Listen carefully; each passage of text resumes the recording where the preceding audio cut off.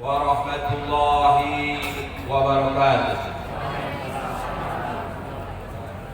Alhamdulillahilladzi farada alaina siyam fi kulli syahri Ramadan wa anzala alaina al-Qur'an hudan lin-nas wa bayyinat minal huda wal furqan. Asyhadu an la ilaha illallah wa asyhadu anna Muhammadan abduhu wa rasuluhu la nabiyya ba'da amma ba'd. Ya ayuhan nas ittaqullaha haqqa tuqatih wa la tamutunna illa wa antum muslimun. Bapak-bapak, ibu-ibu, jamaah salat Isya dan salat tarawih yang dirahmati oleh Allah. Alhamdulillah, puji syukur tidak lupa selalu kita ucapkan kepada Allah Subhanahu wa taala yang telah memberikan rahmat, hidayah, kekuatan, dan kesehatan kepada kita sehingga kita dapat hadir pada malam hari ini di rumah Allah yang penuh dengan berkah ini dalam keadaan sehat walafiat. Amin amin ya rabbal alamin. Selawat dan salam tidak lupa kita sampaikan kepada yang besar Nabi kita Muhammad sallallahu alaihi wasallam. Bapak-bapak, ibu-ibu yang dirahmati oleh Allah, alhamdulillah pada malam hari ini kita masih diberikan kekuatan oleh Allah untuk datang ke masjid ini melaksanakan sholat tarawih berjamaah di bulan Ramadan yang penuh dengan keistimewaan yang ada di dalamnya. Bapak-bapak, ibu-ibu dirahmati oleh Allah, berbicara kita tentang bulan Ramadan, ayat-ayat yang menjelaskan kepada kita tentang puasa di bulan Ramadan. Kenapa saya bilang ayat-ayat? Biasanya kita kalau berbicara bulan Ramadan, Bapak Ibu sering terfokus pada hanya satu ayat saja, yaitu surah Al-Baqarah ayat 183. Padahal puasa Ramadan ini ayatnya itu satu paket, mulai dari 183 sampai 187. Itu satu kurikulum dia, tidak bisa dipisahkan. Nah, perintah Ramadan ini, perintah puasa ini itu berbeda dengan perintah-perintah yang lain. Kalau perintah sholat, turun perintah langsung laksanakan. Perintah zakat, turun perintah langsung tunaikan. Kalau puasa tidak. Puasa Ramadan ini turun perintahnya bukan di bulan Ramadan, tapi di bulan Sya'ban, di tahun kedua setelah hijrah. Ada satu bulan rentannya, diturunkan perintahnya di bulan Sya'ban, dikerjakan di bulan Ramadan. Nah, menurut para ulama, rentang waktu yang ada ini memberikan kelapangan kepada Nabi pada waktu itu untuk menjelaskan kepada para sahabat tentang tata cara puasa Ramadan, keistimewaan yang ada di bulan Ramadan, hikmah dari puasa Ramadan, sehingga ketika datang bulan Ramadan, para sahabat itu sudah siap untuk menerima kedatangannya dan melaksanakan semua perintah yang ada di dalam bulan Ramadan ini. Kesiapan ini, kelapangan ini, itu kalau orang Arab menyebutnya dengan sebutan marhaban. Jadi marhaban itu kelapangan hati, keluasan menerima sesuatu yang telah kita persiapkan. Jadi kalau Bapak Ibu ada orang yang paling istimewa ingin bertamu ke rumah kita, kemudian di teleponnya Bapak Ibu, saya mau datang tanggal 15 Maret 2004 ke rumah Bapak Ibu. Dia ini seorang yang istimewa. Pasti Bapak Ibu mempersiapkan semuanya. Bagaimana nanti ketika dia datang itu, dia senang, dia bahagia ketika dia datang bertamu ke rumah Bapak Ibu. Nah, kesiapan ini, kalau dia sudah betul-betul siap untuk menerima sesuatu yang akan datang kepada dia datang. Orang Arab mengatakan nazartum ahlan halaltum sahlan, disingkat menjadi ahlan wa sahlan. Nazartum ahlan, selamat datang, silakan masuk, silakan anggap rumah sendiri. Halaltum sahlan, semua yang ada di depanmu ini semua halal, silakan nikmati.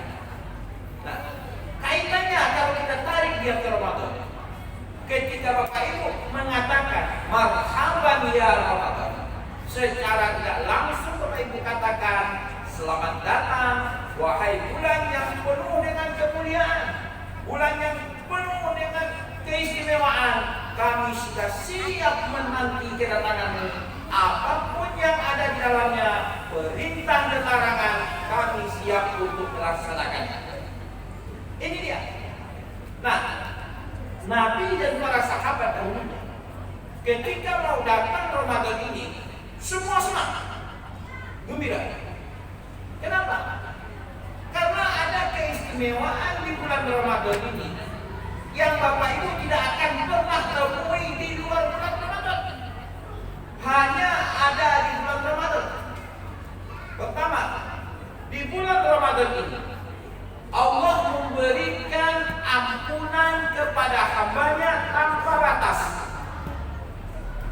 Ini ditafsir melalui hadis Nabi yang beliau sampaikan kepada para sahabat sampai kepada kita hari ini.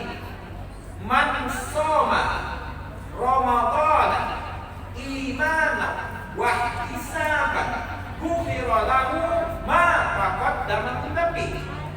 Man shoma, siapa saja. Man ini isim mausul tanpa terkecuali, siapa saja, mau laki-laki, mau perempuan, mau tua, mau muda, siapa saja yang melaksanakan puasa. Puasanya bukan sembarang puasa. Puasa ini ada aturan mainnya, ada hikmahnya, ada keistimewaannya. Dikerjakan di siang hari, di bulannya bulan Ramadan. Iman wa ihtisaban, yang mengerjakannya itu dia kerjakan dengan penuh dengan keimanan kepada Allah, hanya mengharap ridho semata dari Allah. Wa ihtisaban, kemudian dia bermuhasabah, menghitung, menghisap, mengintrospeksi dirinya, sadar dia dengan kesalahan-kesalahan masa lalunya, dosa-dosa yang pernah dia perbuat. Kemudian dia bertobat kepada Allah pada waktu itu, berjanji untuk tidak akan mengulanginya lagi. Maka Allah ampuni dosa-dosanya mulai sejak dia balik sampai saat itu juga siang. Kemudian datang lagi malamnya. Malamnya Nabi tafsirkan lagi hadisnya. Man qama Ramadan imanan wa ihtisaban ghufira lahu ma taqaddama min dhanbi. Siapa saja, redaksi hadisnya sama, yang berbeda. Kalau siang soma, puasa. Kalau malamnya kata Nabi koma, siapa saja yang mendirikan, melaksanakan, menunaikan sholat sunnah di malam harinya. Sholat sunnah bukan sembarang sholat sunnah. Nama sholat sunnahnya adalah tarawih. Asal katanya adalah tarwiyatun. Tarwiyatun itu artinya adalah amalan yang dilakukan berulang-ulang sehingga menimbulkan ketenangan di dalam hati, di dalam jiwa. Jamaknya adalah tarawih. Iman wa ihtisaban, dia kerjakan penuh dengan keimanan, hanya mengharap ridho dari Allah. Wa ihtisaban, kemudian dia bermuhasabah, mengintrospeksi diri setiap rakaatnya. Dia bertaubat kepada Allah dengan dosa-dosanya yang pernah dia lakukan, kesalahan-kesalahan yang pernah dia kerjakan. Pada waktu itu dia bertobat, berjanji untuk tidak mengulanginya lagi. Ghufirallah, Allah ampuni dosa-dosanya mulai sejak dia balik sampai saat itu juga. Siang ada ampunan, malam ada ampunan, dan itu bukan satu malam, bukan dua malam, tapi Allah berikan 1 bulan penuh kepada kita. 1 bulan penuh Allah berikan kepada kita, silahkan manfaatkan kata Allah. Bapak Ibu dirahmati Allah. Kalau Ramadan tahun kemarin kita belum serius, Ramadan tahun kemarin kita belum sungguh-sungguh, dan Ramadan tahun ini juga belum sungguh-sungguh, kita butuh berapa kali Ramadan lagi untuk bersungguh-sungguh? Allah berikan kesempatan. Jawaban ada pada diri kita masing-masing. Ramadan tahun kemarin ada saudara kita duduk di samping kita, tarawih bersama kita, bersenda gurau dengan kita. Tapi Ramadan tahun ini dia sudah tidak ada. Dan kita masih Allah pertemukan dengan Ramadan tahun ini. Secara tidak langsung Allah sampaikan kepada kita, hei hamba-hamba, dosamu banyak, kesalahan-kesalahanmu masih banyak. Aku pertemukan kamu dengan Ramadan tahun ini, kata Allah. Dengan cara inilah aku mengampuni dosa-dosamu yang banyak itu, kata Allah. Dengan cara inilah aku mengampuni kesalahan-kesalahanmu yang banyak itu. Oleh karena itu, kata Allah, manfaatkan Ramadan tahun ini sebaik-baiknya. Yang kedua, kenapa sahabat dan Nabi itu senang ketika datang bulan Ramadan? Karena Ramadan itu ayatnya, hambanya Allah panggil dengan kalimat yang sangat luar biasa, indah dan mulia. Silahkan Bapak Ibu lihat 183 ini. Ya ayyuhalladzina amanu kutiba alaikumusiyam kama kutiba alal ladzina min qablikum la'allakum tattaqun. Kita banyak yang hafal ayat ini, tapi kadang kita banyak juga yang kurang paham dengan maksud Allah memanggil kita dengan kalimat ya ayyuhalladzina amanu kutiba alaikumusiyam kama kutiba alal ladzina min qablikum la'allakum tattaqun. Ayat ini ya ayyuhalladzina amanu, Allah buka dengan huruf ya. Huruf ya itu adalah harfu ta'kid, huruf nida, harfun nida, huruf panggilan, huruf seruan. Dalam bahasa Arab ada 14 banyaknya. Yang paling sering Allah pakai dalam Al-Quran adalah huruf ya. 361 kali Allah menggunakan huruf ya dalam Al-Quran. Dan ya itu harfu nida memanggil 3 jarak yang berbeda. Nida al-qarib memanggil jarak yang dekat. Nida al-mutawassit memanggil jarak yang dekat. Nida al-ba'id memanggil jarak yang jauh. Kemudian Allah gandeng dengan ayyuha. Ayyuha itu adalah harfu ta'kid, huruf penguat terhadap ya panggilan pertama. Haknya adalah tanbih, peringatan. 150 kali Allah sebut dalam Al-Quran. Kemudian ada allazi, isim mausul tanpa terkecuali. Semuanya, laki-laki, perempuan, muda, tua, semuanya kata Allah. 1080 kali Allah sebut dalam Al-Quran. Kemudian di belakangnya ditutup dengan amanu. 250 kali Allah sebut dalam Al-Quran. Dirangkai menjadi satu kalimat ya ayyuhalladzina amanu. Kata Allah begini, hei hamba-hamba, aku tahu semua kadar keimananmu. Ada hambaku itu, kata Allah, imannya kuat sehingga dia merasa dekat dengan kita. Sebelum dia dipanggil, dia sudah datang duluan. Kalau sholat isya itu jam 8, setengah 8 dia sudah datang di masjid. Ibadahnya bukan hanya yang sholat wajib saja, sunnah dikerjakan, tahajud dikerjakan. Puasa tidak hanya Ramadan, Senin Kemis dia laksanakan, Daudnya dia kerjakan, Ayamul Bid dia laksanakan. Tapi kata Allah, ada hamba ini yang hubungannya biasa-biasa saja dengan kita. Dia dipanggil dulu baru datang. Kalau tidak dipanggil tidak datang. Ibadahnya yang wajib-wajib saja. Sholat hanya yang fardu-fardu saja. Puasanya nunggu Ramadan, yang sunnahnya belum. Tapi kata Allah, ada juga hamba itu kata Allah, yang dia jauh dari itu kata Allah. Mungkin karena dia banyak membuat maksiat kepada aku kata Allah, atau dia banyak melakukan dosa, sehingga dia jauh dari itu kata Allah. Jangankan ditanyakan mengerjakan, perintah saja dia tak paham kata Allah. Tapi semua itu kata Allah tidak aku bedakan. Mau yang kuat imannya, mau yang sedang saja, mau yang lemah kata Allah, semua aku panggil dengan satu kalimat, ya ayyuhalladzina amanu. Hei hamba-hambaku yang telah menyatakan dirinya beriman kepadaku, mau yang kuat, yang lemah, yang sedang saja kata Allah. Ingat ya, kamu tanamkan ke dalam hatimu, kata Allah. Tanamkan kuat-kuat, semuanya tanpa terkecuali, kata Allah. Mau yang tua, yang muda, perempuan, laki-laki, ada perintah yang akan aku turunkan kepadamu, kata Allah. Kalau perintah ini kamu kerjakan, kamu laksanakan ini perintah, kata Allah, yang dekat akan semakin dekat hubungannya denganku, kata Allah. Yang sedang-sedang saja, kalau kamu kerjakan ini perintah, kamu akan merasakan nikmatnya dekat denganku, kata Allah. Dan yang jauh dariku, kata Allah, kalau kamu kerjakan ini perintah, sungguh-sungguh kamu melaksanakannya, kata Allah, bertaubat dan berjanji tidak akan mengulanginya lagi, aku ampuni semua dosa-dosamu, kata Allah. Apa amalannya? Apa perintahnya? Kutiba alaikumusiyam, maka puasalah kamu, kata Allah. Kemudian kita bertanya, ya Allah, untuk apa kami berpuasa, ya Allah? Kata Allah yang pertama, la'allakum tattaqun. Yang kedua, kata Allah di ayat 187, la'allakum yattaqun. Yang ketiga, kata Allah di ayat 185, la'allakum tashkurun. Kata Allah, aku perintahkan kepadamu untuk berpuasa. Tujuan pertama, la'allakum tattaqun, agar kamu menjadi hamba yang memiliki kesolehan personal, agar kamu menjadi hamba yang memiliki kesolehan individu. Kamu puasa, kamu sholat, kamu berzakat, kamu berinfak, kamu bersedekah, kamu baca Quran, itu untuk kesolehan pribadi. Tapi kesolehan individu belum cukup, kata Allah.